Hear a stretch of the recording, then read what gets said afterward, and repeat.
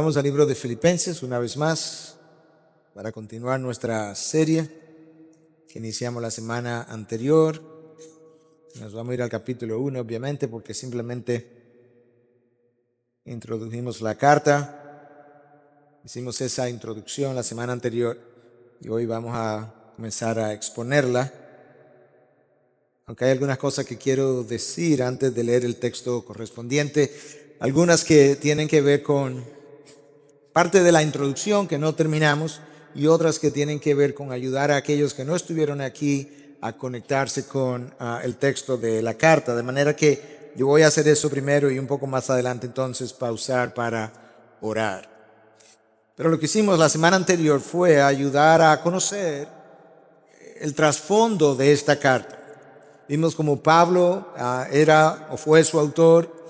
Vimos que la escribió desde una cárcel en condiciones de estrechez, de carencia, en un momento dado donde él no tenía mucha compañía, porque dice el mismo Pablo que solamente contaba con Timoteo, quien era del mismo sentir que él. La escribió en momentos en que la misma iglesia de Filipo estaba confrontando ciertas dificultades.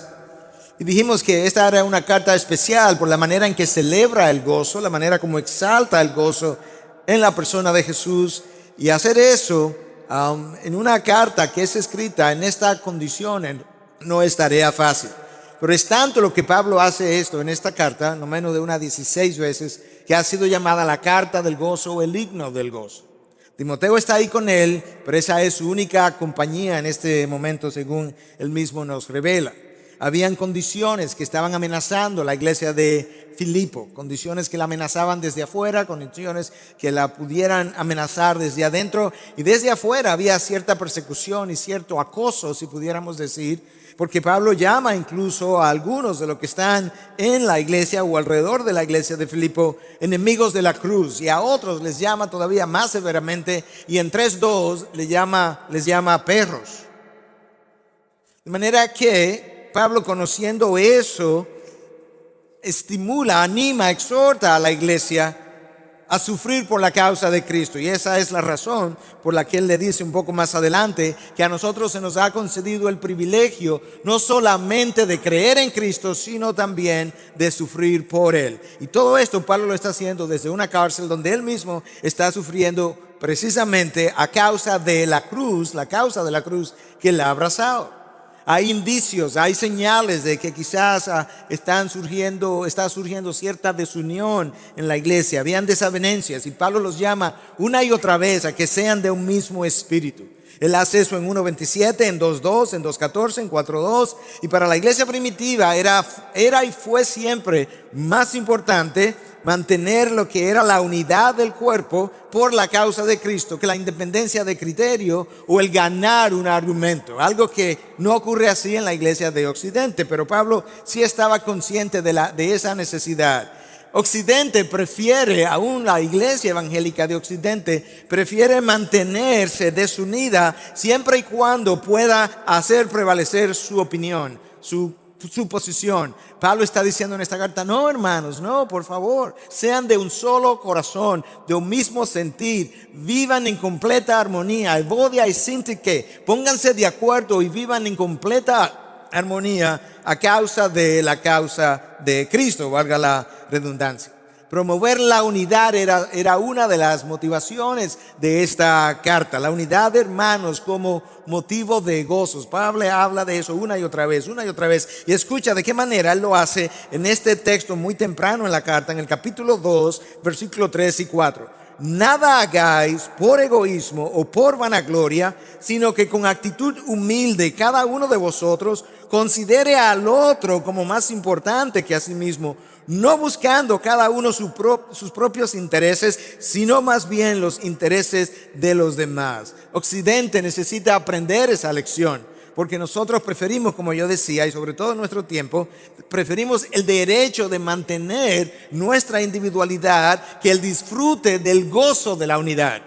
Preferimos mantener en la iglesia incluso nuestra individualidad versus lo que es el disfruto del gozo de la unidad. Pablo nos da la fórmula en esta carta de cómo ser de un mismo corazón, de un mismo sentir. Pero en el interín, a pesar de estas cosas, él no permite que nada ni nadie le robe su gozo. Ni las desavenencias en la iglesia, ni los ataques desde afuera, ni el hecho de que él estaba en la cárcel, ni el hecho de que solamente Timoteo estaba con él. Nada de eso fue motivo para Pablo perder el gozo que la cruz había traído a su vida. Y con eso como introducción, entonces, yo quiero leer los primeros 5 versículos de esta carta, comenzando en el versículo 1 del capítulo 1. Pablo y Timoteo, siervos de Cristo Jesús, a todos los santos en Cristo Jesús que están en Filipos, incluyendo los obispos y diáconos. Gracia a vosotros y paz de parte de Dios nuestro Padre y del Señor Jesucristo. Doy gracias a mi Dios siempre que me acuerdo de vosotros, orando siempre con gozo en cada una de mis oraciones por todos vosotros, por vuestra participación en el Evangelio desde el primer día hasta ahora. Padre, gracias por una carta como esta. Gracias por este autor humano que supo encontrar, descubrir el gozo, el secreto de vivir con gozo independientemente de las circunstancias. Quizá muchos de nosotros no estamos ahí, Dios, pero yo quiero pedirte que hoy a todo lo largo de esta carta tú puedas ayudarnos a acercarnos a ese lugar, a esa posición donde tú nos quieres, donde es posible experimentar el gozo que la cruz trajo a nosotros y donde no permitamos que nada ni nadie nos robe la obra o el gozo de la obra que ya tú has hecho en cada uno de tus hijos. Te lo pedimos en Cristo Jesús. Amén. Pablo comienza esta carta siguiendo un patrón de cómo las cartas en aquel tiempo se escribían. Primero tú identificabas el autor, inmediatamente después tú identificabas los recipientes y luego tú les saludabas. Y eso es exactamente lo que Pablo hace. Pablo y Timoteo a los santos que están en Filipos. De ahí en adelante Pablo se dirige a lo largo de toda la carta en primera persona, de manera que no cabe duda que Pablo es el autor. Timoteo está siendo incluido quizás porque le haya servido de secretario al Pablo dictar, como Silvano le sirvió en otra ocasión. O quizás porque Timoteo fue parte de ese equipo que mencionamos la semana pasada que plantó la iglesia de Filipos, donde estuvo Silas con Pablo, Silas, Lucas y Timoteo. Quizás esa es la razón y quizás esta iglesia mantiene también una estrecha relación y vinculación con Timoteo. O quizás porque Timoteo, siendo del mismo sentir que Pablo, pudo haber dicho: Pablo, yo puedo firmar esa carta junto contigo, aunque seas tú quien la haya escrito. Pero independientemente de eso, la carta es enviada de parte de ambos y es enviada a todos los santos que están en la iglesia de Filipos. A diferencia de otras cartas, de muchas otras cartas donde Pablo se identifica como apóstol, en esta carta él no hace eso. Tampoco lo hace en la primera de Tesalonicenses ni en la segunda de Tesalonicenses, que constituían esas dos iglesias, Tesalónica y Filipos, constituían las dos iglesias de Macedonia. Cuando él escribe a ellas, no se identifica como apóstol, lo cual él sí hace con otras iglesias, debido a que en otros lugares sí se estaba cuestionando su apostolado. Con estas iglesias él mantiene una relación muy estrecha, hasta el punto que cuando él escribe a los filipenses, él le dice que vosotros sois mi gozo y corona mía. Les llama añorados, amados. De tal forma que posiblemente Pablo no se vio en la necesidad de defender su apostolado, pero sí tuvo que hacerlo en más de una ocasión frente a otras iglesias. Pablo aquí prefiere el título de doulos, que es traducido al español y es traducido al inglés la mayoría de las veces. Creo que hay solamente 2 traducciones que no lo hacen, como siervo, lo cual no transmite el sentido de la palabra doulos. De acuerdo a la mejor fuente del significado de las palabras en griego, el diccionario de Kiro, la palabra doulos describe solamente el estatus de un esclavo o la actitud propia de un esclavo. De hecho, John MacArthur, en su último libro llamado a sí mismo Esclavo, desarrolla bastante esta idea de por qué este término no debió haberse traducido como siervo, sino simplemente como esclavo. Y cuando tú piensas un poco en la diferencia entre un esclavo y un siervo, hay enormes diferencias. Un siervo es un asalariado. Él es contratado. Un esclavo no es asalariado, no es contratado. Él es propiedad de alguien.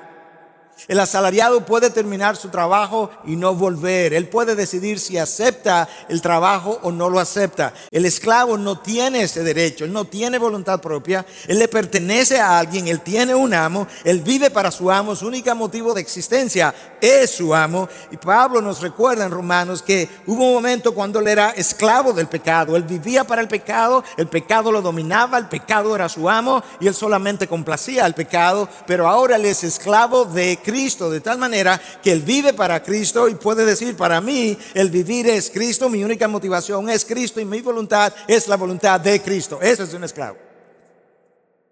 Y yo creo que muchas veces nosotros, por no haber comprendido, no haber aceptado, no haber abrazado nuestra condición de esclavo de Cristo, vivimos en las condiciones en que vivimos.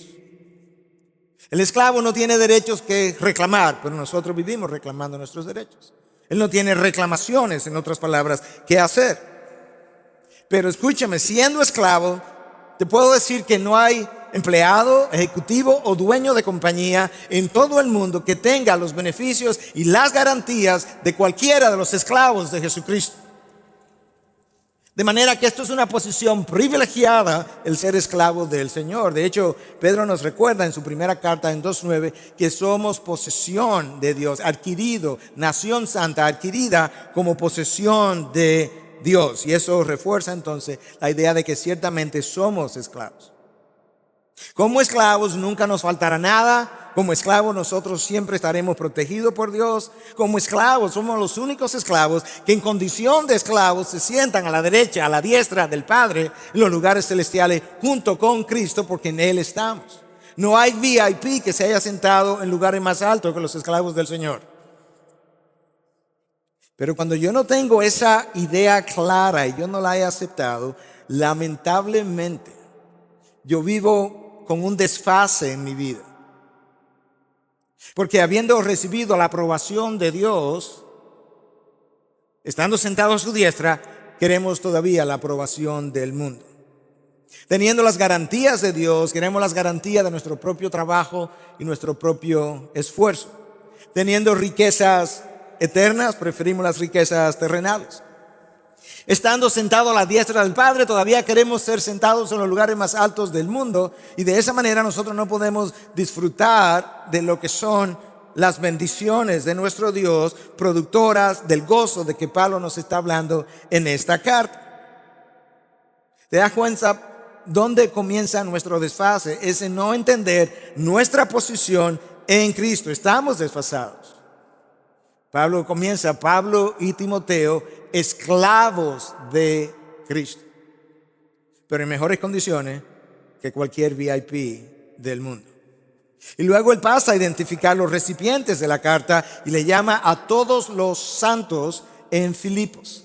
La palabra ahí es hagios, es la palabra preferida por el apóstol Pablo para referirse a los cristianos. Rara vez Pablo, si es que alguna vez, le llama a los creyentes cristianos. Su palabra preferida es santos. Él entiende algo que él quiere que nosotros acabemos de entender. Escúchame, Dios nos da el mismo nombre que Él le da a su altar. Su altar es santo. Dios nos da el mismo nombre que Él le da a su nombre. Mi nombre es santo. Y cuando Él nos va a llamar, resulta que Él toma esa misma palabra y nos llama hagios a nosotros, al igual que Él llama a su espíritu, a su nombre, a su presencia, a su altar. Algo está Dios tratando de comunicarnos. La palabra santos significa separados. Dios está tratando de decirme, recuerda una cosa, mi nombre está separado del resto de la creación. Es unique, es sui generis, es único. Cuando yo te separo y te traigo a mi reino, yo quiero que entiendas, tú has sido separado y tú eres sui generis y tú eres único, no por lo que tú eres en sí, sino por la persona a quien tú le perteneces. Dios nos separa del mundo, de lo terrenal, de lo cotidiano, de lo banal, de lo frívolo, de lo superficial, de lo carnal, de lo del día a día, para que nosotros comencemos a relacionarnos a aquello que es eterno, que es celestial, que es especial, que es extraordinario, que es santo, porque Él es santo. Y esa es la razón entonces que una vez yo nazco de nuevo, Dios nos dice en su palabra: vosotros sois linaje escogido, nación santa, real sacerdocio, pueblo adquirido para posesión de Dios. Al segundo de yo haber nacido de nuevo, yo soy cada una de esas cosas.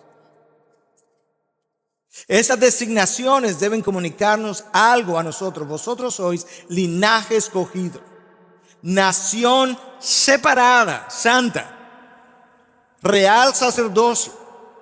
En el Antiguo Testamento había un sacerdote y un rey. En Cristo ahora, Cristo es nuestro rey y nuestro sacerdote, y como estamos en Él, nosotros somos en Él real sacerdocio, pueblo adquirido para posesión de Dios. ¿Qué está Dios tratando de comunicar?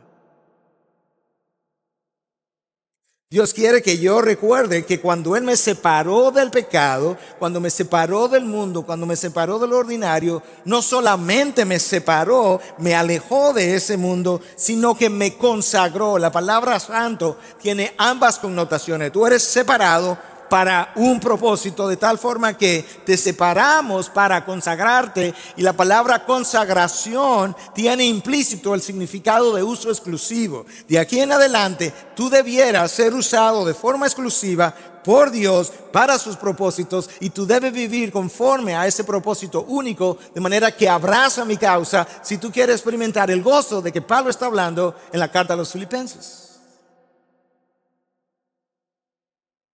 Te das cuenta de cómo Pablo pudo encontrar lo que muchas veces nosotros no hemos podido encontrar.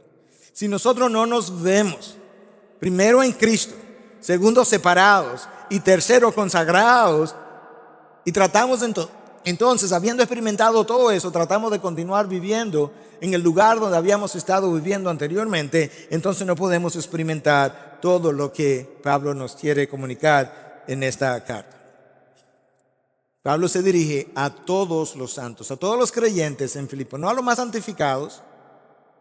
No. Si tú eres santificado, muy santificado, poco santificado, pertenece al mismo pueblo de hagios, de santos. Y luego nos dice que él se está dirigiendo a todos los santos en Filipos, junto con los pastores, obispos es la palabra que él usa, y diáconos. En otras palabras, esto que le estoy comunicando, esto que le estoy enviando, yo quiero que toda la comunidad de creyentes, desde los líderes hasta las ovejas, lo puedan entender. Pablo y Timoteo, a todos los santos en Filipos, junto con los obispos y los diáconos. Gracia a vosotros y paz de Dios nuestro Padre y del Señor Jesucristo. Él usa una forma muy familiar de escribir las cartas en aquel entonces. Gracia es una forma abreviada de el saludo griego en ese momento, y shalom es la forma hebrea, paz, para saludar, de manera que él combina el saludo en las cartas, tanto de una cultura, la griega, como de otra cultura, la hebrea. Los saluda a los dos, para los judíos y para los gentiles, y luego entonces les dice que esa paz y esa gracia son de parte de nuestro Padre y del Señor Jesucristo. 3 veces Pablo menciona en 2 versículos el nombre Jesucristo. Él dice que él es siervo doulos de Cristo Jesús, número 1. A todos los santos que están en Cristo Jesús, número 2. Y número 3, la paz y la gracia de que le estoy hablando es de parte de nuestro Padre y del Señor Jesucristo. Eso nos da a nosotros una idea de cuán cristocéntrico este hombre vivía, este hombre pensaba, de tal forma que aún su salutación en las cartas giraba en términos de el Señor Jesucristo. Para mí el vivir es Cristo, y lo voy a demostrar y lo voy a mostrar en mis cartas, en mis saludos, en mis conversaciones, en mis relaciones, en mi predicación. Cristo es el centro de mi conversación, de mis cartas, de todo lo que yo tengo que decir. Doy gracias, versículo 3, doy gracias a mi Dios siempre que me acuerdo de vosotros, orando siempre con gozo en cada una de mis oraciones por todos vosotros, por vuestra participación en el Evangelio desde el primer día hasta ahora. Pablo con frecuencia, cuando escribe a las iglesias que él había fundado, por donde él había pasado en sus inicios, como parte de la salutación o inmediatamente después, Pablo daba gracias a Dios por ellos. Escucha cómo lo hace aquí. Doy gracias siempre que me acuerdo de vosotros, orando siempre con gozo en cada una de mis oraciones. Daba gracias siempre, con gozo siempre y en cada una de sus oraciones. ¿Tú entiendes lo absoluto de esta experiencia que él está teniendo? Doy gracias siempre, con gozo siempre y en cada una de mis oraciones. En cada una de mis oraciones. Por todos vosotros. Con esto, Pablo nos comienza a dar a entender que la gratitud no es un evento, no es una oración, no es algo que yo hago antes de comer. La gratitud es un estilo de vida. Es una actitud frente a la vida, es una forma de ser, es una forma de relacionarme, es una forma de vivir la vida. Nosotros tenemos que aprender a vivir vidas agradecidas. Pablo tenía una maestría, un experticio extraordinario para encontrar motivos para dar gracia en sus relacionados. Y esa razón, esa gratitud que él podía expresar y experimentar era productora de gozo en él. No hay mucha gente que desde una cárcel pueda escribirle a individuos que están libres afuera, animándoles a experimentar el gozo que él está teniendo detrás de los barrotes. No hay mucha gente que pueda tener esa capacidad. Más aún, esta gente a quien él está escribiendo y a quien él recuerda siempre vive a cientos de kilómetros de donde él está. Más todavía, esta gente está a 10 años de distancia de la última vez que él estuvo por esa región. Por un poco tiempo. 10 años después, cientos de kilómetros de distancia, Pablo está dando gracias a Dios por los hermanos en esa iglesia, en todas sus oraciones, con gozo siempre en cada una de esas oraciones. Wow. Ahora, hermanos, si Pablo puede dar gracias continuamente por hermanos que están tan lejos en tiempo y en distancia, ¿tú no crees que tú y yo debiéramos dar mucho más gracias, más frecuentemente, por el hermano que está a tu alrededor aquí en tu propia iglesia? Por el hermano que está a tu alrededor en iglesias aledañas, hermanas que están haciendo un trabajo similar. ¿No crees que tú y yo debiéramos ir aprendiendo esas cosas? La gratitud es cierto que se aprende, pero no solamente se aprende. La gratitud es un fruto de la madurez espiritual del creyente en la medida en que él crece en Cristo. Sobre todo su sentido de gratitud en medio de las circunstancias adversas, como Pablo supo expresar. Nosotros tenemos dificultad en encontrar motivos de gratitud a menos que esa cosa, esa circunstancia o esa persona tenga todas las cosas alineadas correctamente. Pablo es todo lo contrario. Cuando las cosas no están alineadas correctamente, de alguna forma, él encuentra motivo bíblico para dar gracia a Dios por esa circunstancia o por esa persona o por esa iglesia, y eso es productor en él de gozo. Podemos usar múltiples ejemplos, pero déjame darte uno solo. Pablo le escribe a la iglesia de Corinto. Y le escribe a la iglesia de Corinto, que como usted conoce es una iglesia que abusó de los dones. Es una iglesia que tenía un gran desorden en cuanto al uso de los dones. Algunos venían a la mesa del Señor y terminaban emborrachándose. Otros venían y comían demasiado. Había una persona que estaba viviendo con la esposa de su padrastro, de manera que esta iglesia, desde mi punto de vista, no había nada por la cual dar gracias. Yo te voy a leer cómo Pablo saluda y les habla a los corintios en la carta donde él corrige su mal uso de los dones y corrige la inmoralidad en la que ellos están participando y corrige el divisionismo que ellos están causando porque uno quiere seguir a Apolos, otro a Pablo, etcétera, etcétera. Escucha a Pablo, 1 Corintios 1:4. Siempre doy gracias a mi Dios por vosotros. En inglés dirían, wait a minute, Pablo. Un segundo, Pablo. Por los corintios. Tú estás dando gracias. Ajá. Y peor todavía, siempre, dice tú, siempre doy gracias a mi Dios por vosotros. Pero escucha, ¿qué es lo que Él está agradeciendo? Coma, por la gracia de Dios que os fue dada en Cristo Jesús. Pablo está consciente del desorden de los dones, pero él sabe que ahí dentro hay creyentes verdaderos. Él está consciente de esta inmoralidad, pero ahí dentro hay hermanos verdaderos. Por tanto, ahí hay una iglesia que necesita corrección. Sí, hay una iglesia que necesita corrección y él la está incluso corrigiendo. Y es una iglesia inmadura. Él mismo le llama, hermanos, yo solamente me puedo dirigir a ustedes como carnales, le dice Pablo. Sin embargo, si es una iglesia, si hay personas nacidas de nuevo, son personas que han sido compradas a precio de sangre. Y por tanto, Pablo dice, yo doy gracias a Dios siempre por la gracia de Dios que os fue dada en Cristo Jesús. Wow. En otras palabras, si tú eres hijo de Dios, tú eres esclavo conmigo de Dios ahora. Pertenecemos al mismo amo. Lo creas tú o no, tenemos la misma meta. La estés persiguiendo tú o no, Dios tiene un mismo propósito para contigo que para conmigo. Por tanto, yo voy a dar gracias a Dios por la gracia que Él te ha dado en Cristo Jesús. La gratitud que Pablo expresaba mucho tenía que ver con el conocimiento de la bondad de Dios una vez tú has venido a su conocimiento.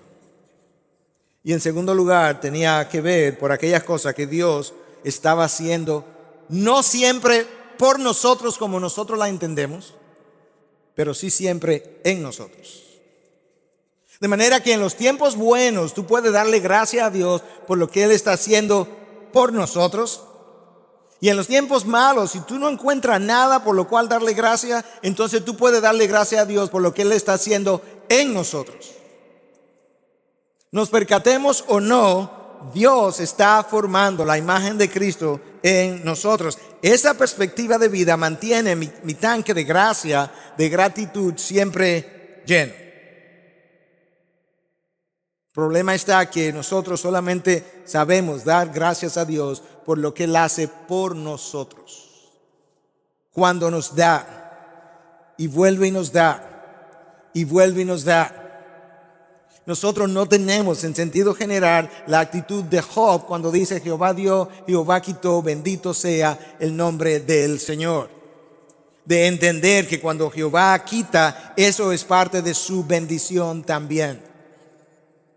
Sabiendo que lo que me quita, lo que carezco, es parte de lo que Él está usando en mi vida. ¿Cómo yo puedo, en medio del dolor, de la pérdida, del sufrimiento, cómo yo puedo experimentar gozo?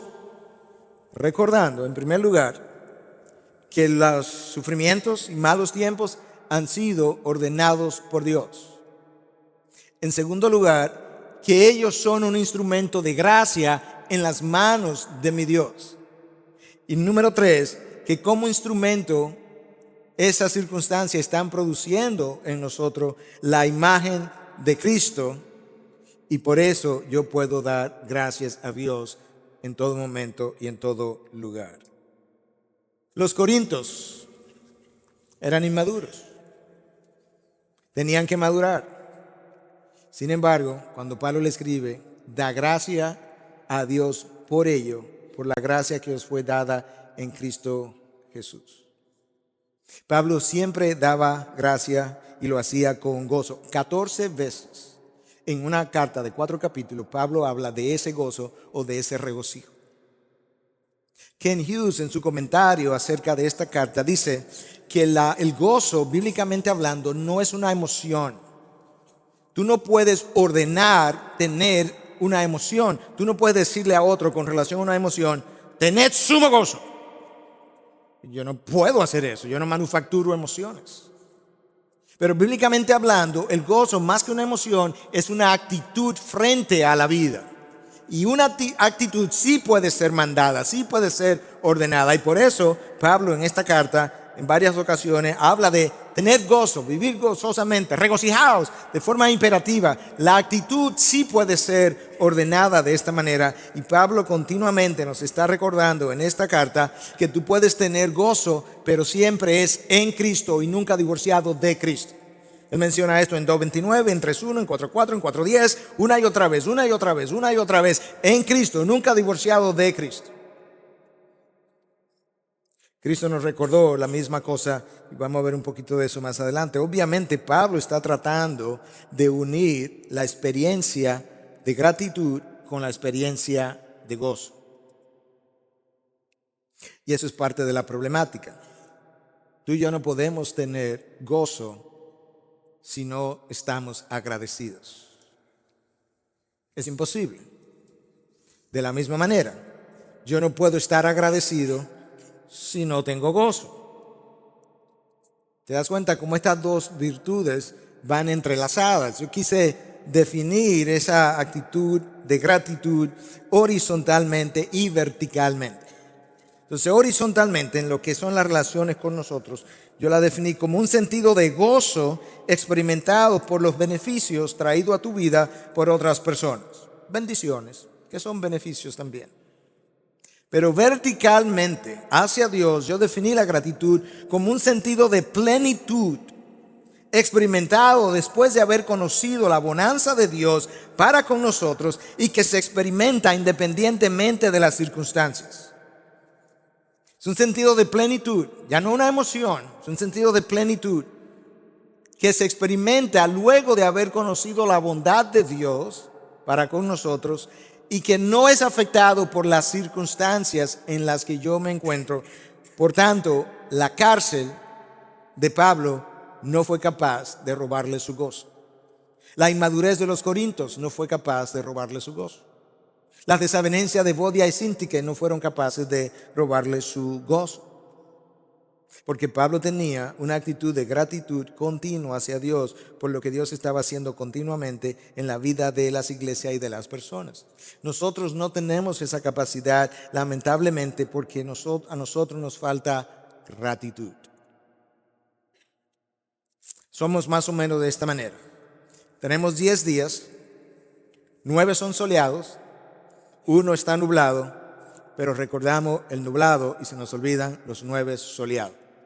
Nos quejamos del día nublado, pero no se nos olvida dar 9 veces más gracias por los soleados que por el día nublado. Y cuando hablo de día soleado y nublado, ni siquiera me estoy refiriendo literalmente al día de sol y al día sin sol, sino a las circunstancias buenas y a las circunstancias no tan buenas de la vida. Nosotros continuamente nos fijamos nuestra atención en lo que no tenemos y se nos olvida todo lo que tenemos. Y eso hace que nuestra gratitud se vaya y por una puerta sale la gratitud y por la próxima puerta sale el gozo. Hay una íntima relación entre uno y otro. Pero hay algo más. La gratitud y el gozo son marcas de la madurez espiritual de un cristiano. No son las obras que hacemos, es el parecido con Cristo. Y la madurez, o mejor dicho, la gratitud es una de esas marcas. Doy gracias a mi Dios siempre. Por los filipenses, claro, pero por los corintios también. Dios está haciendo algo en ellos. Pablo, pero te están siendo causa de dolor de cabeza. Yo sé, los dolores de cabeza que ellos me están causando también producen la imagen de Cristo en mí. Yo doy gracias a Dios en todo y por todo. Otra de las marcas de la madurez cristiana es el orar continuamente. Orando siempre. ¿Cuándo? En cada una de mis oraciones. Orad sin cesar, día y noche, continuamente.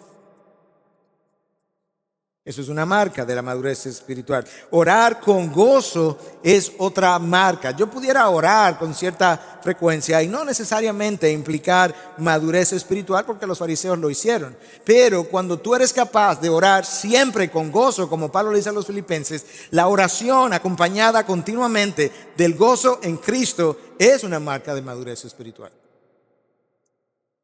Yo oro por vosotros, filipenses, en cada una de mis oraciones. El recordar a los hermanos con frecuencia es una marca de madurez espiritual porque nos muestra que nos estamos saliendo de nuestro mundo egocéntrico. Se nos están olvidando ahora algunas de las necesidades personales porque nos estamos enfocando en las de los demás y estamos haciendo exactamente lo que Pablo nos dice en Filipenses capítulo 2 que debemos hacer: considerar al otro como superior o mejor a nosotros mismos y no considerar nuestros propios intereses. Eso es una marca de la madurez espiritual, poder orar con gozo en medio de las peores circunstancias. Una vez más, hermanos, si Pablo es capaz de orar por hermanos de esa manera, de una forma tan intensa, tan emocional, por hermanos que están a 10 años de distancia y cientos de kilómetros también de distancia, ¿tú no crees que tú y yo debiéramos orar más frecuentemente por esos hermanos que están a tu alrededor? Eso es algo que tenemos que aprender. En la medida en que nosotros salimos de nuestra vista personalizada y enfocamos los ojos hacia afuera, vamos a comenzar a ver a los hermanos y sus necesidades más frecuentemente. ¿Qué es lo opuesto de gratitud? Ingratitud. ¿Tú crees que es posible con ingratitud tener gozo? No. ¿Tú crees que es posible con gozo tener ingratitud? No. El gozo es un fruto de la gratitud. De hecho, el apóstol Pablo dice a los filipenses más adelante en el capítulo 4 que debiéramos presentar todas nuestras oraciones y súplicas con acciones de gracias, y la paz que trasciende el entendimiento, ese sentido de plenitud que yo hablaba hace un momento para definir el gozo vertical, la paz que trasciende el entendimiento nos acompañará una vez nosotros hayamos presentado nuestras peticiones a Dios con acciones de gracias. Pablo ora por los corintios, por su desorden de dones que tiene, por su inmadurez, a quien él llama carnales, pero él lo hace acompañado de acciones de gracia. Cada vez que me acuerdo de vosotros, oro siempre, le doy gracias a Dios por vosotros, por la gracia conferida en Cristo Jesús. Entonces, esa acción de gracia ahora es acompañada por las peticiones de sus necesidades, y Pablo está en paz. Nosotros no hacemos eso. Yo tengo que aprender eso de Pablo. Yo no creo que al día de ayer, si yo hubiese pensado en la iglesia de Corinto, que yo hubiese dado gracias a Dios por los corintios. No creo. Había demasiado polvo para yo encontrar algo en mi humanidad por la cual dar gracias a Dios, de manera que Dios trajo convicción a mi vida. Bueno, ¿y por qué le va a dar gracias a Dios? Bueno, allá hay hermanos. Si son hermanos, lo compraron a precio de sangre. Cristo dio la vida por ellos. O sea que tú no te atreves a dar gracias por cosas que Cristo compró a precio de sangre. Sí, pero es que no están creciendo. Sí, pero Él es el que controla el crecimiento. ¿Tú no crees que la falta de crecimiento en ellos y la irritación que te están produciendo operan para bien en tu vida, ayudando a crear amor incondicional, paciencia, perseverancia, gracia y por tanto gozo? Claro. Yo voy a recordar eso. Mira si Pablo tenía una especialidad en encontrar razones para dar gracias a Dios en medio de las peores circunstancias. Escucha ahora lo que él va a escribir a los filipenses en este capítulo 1 que trataremos más en detalle. Pablo dice en el versículo 15 del capítulo 1, 15 y siguiente: algunos a la verdad predican a Cristo aún por envidia y rivalidad, pero también otros lo hacen de buena voluntad. Estos lo hacen por amor, sabiendo que he sido designado para la defensa del Evangelio. Aquellos proclaman a Cristo por ambición personal, no con sinceridad, pensando causarme angustia en mis prisiones. Ok, aquí hay dos grupos de gente que está predicando el Evangelio. Hay un grupo que lo está haciendo de buena voluntad. Hay un grupo que lo está haciendo motivados por amor. Lo hacen con amor, sabiendo que yo he sido designado para la defensa del Evangelio.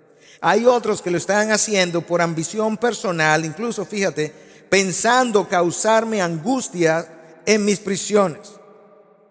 Y escuche a Pablo ahora cómo él se levanta en Cristo. Entonces, ¿qué? Que de todas maneras, ya sea fingidamente o en verdad, Cristo es proclamado, y en esto me regocijo, sí, y me regocijaré. ¡Wow! Pablo, espérate. Que tú no has oído bien. Es que están proclamando por ambición personal y te quiere hacer daño. Sí, pero como para mí el vivir no es Pablo. Yo nunca he dicho, para mí el vivir es Pablo, y están dañando a Pablo. Para mí el vivir es Cristo y están proclamando a Cristo. Por tanto, yo me regocijo y me regocijaré en el futuro otra vez. Wow. ¿Sabe cuál es la diferencia? Que una vez a Pablo lo colocaron a la diestra del Padre, después que él aprendió el secreto de vivir en abundancia y en la escasez, ahora no hay quien lo baje de la diestra del Padre. Y todo él lo ve desde arriba, desde esa perspectiva. Si yo estuviera aquí, yo al día de ayer, yo no estuviera con esa reacción. Pero Dios pudiera estarme diciendo, un momentico, ¿tú no crees que eso que predican por ambición personal yo los controlo? ¿Tú no crees que eso que están predicando para hacerle daño a Pablo, tú no crees que yo lo controlo también? ¿Tú no crees que ellos operan para mis propósitos? Unos de juicio, otros de gracia y bendición. ¿Tú no crees que cuando ellos tratan de hacerle daño, tratan de hacerte daño, en el caso de Pablo, tratan de hacerle daño a Pablo, ¿tú no crees que eso coopera para mi propósito de formar la imagen de Cristo en ti? Porque yo he dicho que todas las cosas cooperan para bien, pero se nos olvida para qué bien es que cooperan. ¿Se ha leído bien Romanos 8, 28 y 29? No, pastor, todas las cosas cooperan para bien. Sigue leyendo. Para formar la imagen de Cristo en ti. Entonces ahora yo puedo dar gracias a Dios por las dificultades, porque ellas forman parte del propósito de Dios. Yo puedo dar gracias a Dios por los hermanos que están también cojeando, porque ellos forman parte del propósito de Dios. Esa actitud de Pablo no es la actitud de una persona. No, pastor, mire, por eso que yo digo que hay que vivir con una mente positiva. No es una mente positiva esto. Esto es una mente en los cielos, que entiende a nuestro Dios soberano, controlador, orquestador de todos los eventos de la tierra. Cuando Pablo escribe, escucha cómo él escribe, dice, a todos los santos en Cristo Jesús que están en Filipo. Él como que en una oración los sitúa en dos sitios diferentes. Están en Cristo Jesús y están en Filipo. Los pies en Filipo, pero la mente, su espíritu en Cristo Jesús. Estáis separados, estáis sentados. De hecho, Efesios dice que nosotros estamos sentados al momento presente a la diestra del Padre, de manera que estamos en Cristo y estamos en Filipo. Pablo no está diciendo, en Filipo podéis tener gozo, no dijo eso. En Ibi podéis tener gozo, no, en Ibi podéis tener motivo de tristeza. En Cristo el motivo de tristeza debe ser para ti motivo de gozo, porque coopera para los propósitos de Dios en ti y en Ibi. Pensamos que cuando el texto dice todas las cosas cooperan para bien, es que después de una dificultad viene un bien mayor. ¿Quién dijo? Yo recuerdo cuando el templo se quemó, algunos hermanos, pastores, incluso amigos de otras iglesias, me dijeron, Miguel, no te preocupes, que Dios le va a dar una iglesia más grande. Yo decía, ¿quién dijo? El hecho de que el templo se queme y que va a cooperar para bien no tiene que implicar una mayor iglesia. No hay un cambalache en el reino de los cielos de dificultad por mejoría. No, porque el propósito no es más grande, el propósito es mejor imagen de Cristo en ti.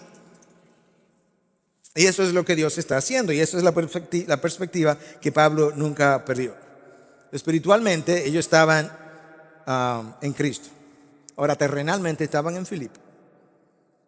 Cuando Cristo dice, en este mundo tendréis tribulación, pero en mí tendréis paz, Cristo no estaba diciendo, de este lado de la gloria habrá tribulación, y cuando crucen del otro lado de la gloria van a tener paz. Eso no fue lo que él dijo, ni remotamente.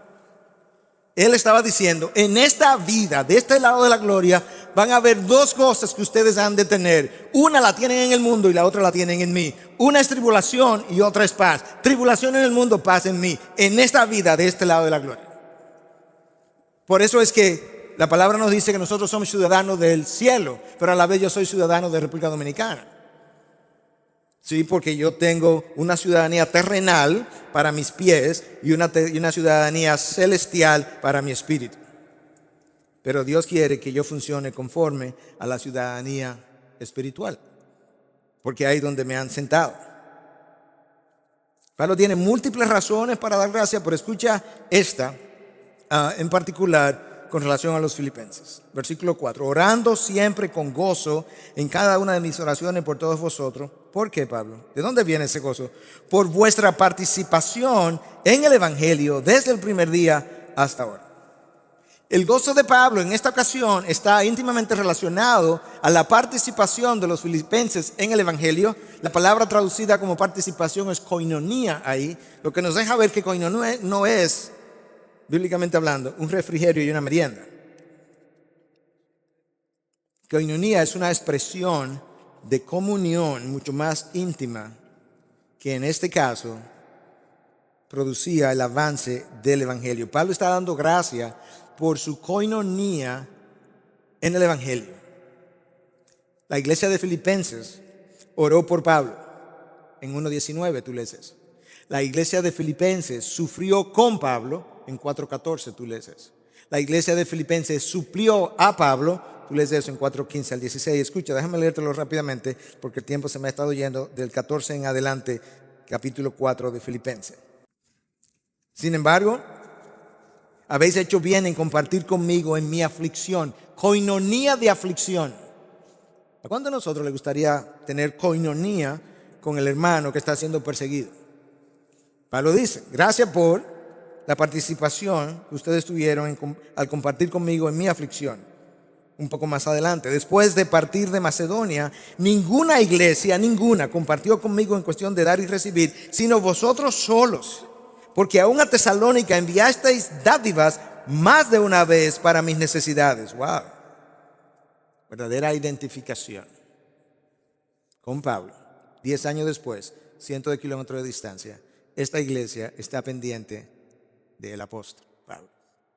Y Pablo pendiente de ellos. Ellos eran motivo mutuo de gozo y de gratitud, el uno para el otro. Esto fue una iglesia que se identificó con la causa de Cristo. Oró por Pablo, sufrió con Pablo, suplió a Pablo. Tú y yo necesitamos eso. Tú y yo necesitamos eso.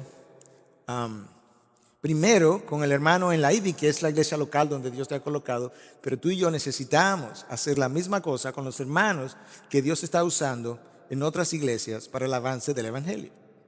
Lo que esta iglesia hizo fue, se identificó con Pablo y cada vez que oía que Dios estaba usando a Pablo para el avance del Evangelio, oraba con Pablo, sufría con Pablo, suplía a Pablo y a la vez Pablo sentía un sentido de gratitud profundo hacia ellos. De esa misma manera, cuando nosotros oigamos que Dios está usando otro ministerio, otras iglesias para el avance del Evangelio, tú y yo tenemos que gozarnos en Cristo por el avance del Evangelio y de cómo Dios está usando a esa iglesia o a ese hermano o a ese ministerio, porque eso es parte de lo que en nosotros va a producir gozo, el hecho de poder celebrar la obra de Dios en otro lugar que no es el nuestro, en otra persona que no somos nosotros. Hermanos, es una misma fe, es un mismo Señor. Es un solo bautismo, es un mismo espíritu, es un solo evangelio, es una misma meta, es una sola gloria. Y eso debe producir en nosotros ser motivo de gozo. Una fuente importante del gozo en nosotros es la manera como yo puedo reconocer la obra de Dios en otros, en la medida en que Dios va formando su imagen, Dios va haciendo en ellos y como Dios va haciendo a través de ellos. Cuando yo no puedo disfrutar de la obra de Dios en otros o la obra de Dios a través de otros, lo que debiera ser el sentido de gratitud que Pablo continuamente expresa se convierte en sentido de tristeza y en sentido de amargura. Sí, sentido es la palabra. Un sabor amargo, un sabor triste. De manera que nosotros tenemos como fuentes posibles de gozo la gratitud que expresar a Dios por lo que Él hace en mí, por lo que Él hace en otros, incluso por lo que todavía no está haciendo en otros. Pastor, tengo 5 años orando por mi esposa o mi esposo y no cambia. Él es creyente, yo sé que sí, pero oye, no cambia. Tiene esto y esto que me irrita. Se piensa que va a aprender a amar a su cónyuge incondicionalmente cuando no le irrita. Eso es un amor condicionado. Es cuando su cónyuge se convierte en un papel de lija. Y usted va donde Dios y quizás no comienza diciendo: Dios, gracias por la lija, pero gracias por lo pulido de mi carácter como causa secundaria del uso de la lija en mi vida. Por tanto, gracias por mi esposo, gracias por mi esposa. Gracias por mi hermano. Pastor, y que yo tengo un amigo que, mire, es que yo no lo soporto. Esa es tu lija. En las manos de Dios. ¿Tú crees que Dios lo puede quitar de tu lado? Claro, no te lo ha quitado. Dale gracias a Dios por lo que Él está haciendo en ti vía ese instrumento que a ti y a mí nos irrita. Esa es la manera de poder ver el trabajo de Dios desde arriba, continuamente, en todas las circunstancias, independientemente de cómo yo lo vea, lo sienta, lo entienda o no. No hay muchos amén hoy.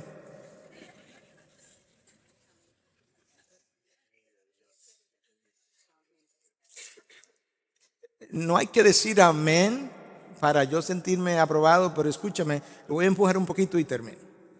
A veces nuestra falta de amén es más revelatorio de lo que pensamos. Porque a veces la falta de amén es que yo ni siquiera estoy aceptando lo que estoy oyendo. Yo no estoy diciendo que usted tenga que decirlo, ahorita no se pongan locos. Amén, amén, amén. No, esa no es la idea. Lo que yo quiero decir es que mi silencio muchas veces es revelatorio de que, ¿sabes qué? Eso dice él, pero eso no es así. Y yo no soy infalible. Pero las cosas que yo dije con relación a cómo Dios usa las circunstancias están en la Biblia. Están en la Biblia. Y si nosotros queremos experimentar gozo, hay cosas que yo tengo que ver que Dios está haciendo en otros, cosas que Dios ni siquiera está haciendo, que también debieran producir gozo en mí, porque Él controla todas las personas, todas las vidas, todos los eventos, todas las circunstancias, todo crecimiento, toda falta de crecimiento. Y tú y yo tenemos que aprender eso. Y entonces al desarrollar la gratitud, aumentará nuestro gozo. No hay gratitud sin gozo, no hay gozo sin gratitud, no hay ingratitud acompañada de gozo. Cierro con eso. No hay gratitud sin gozo, no hay gozo sin gratitud y no hay ingratitud que haya sido acompañada de gozo.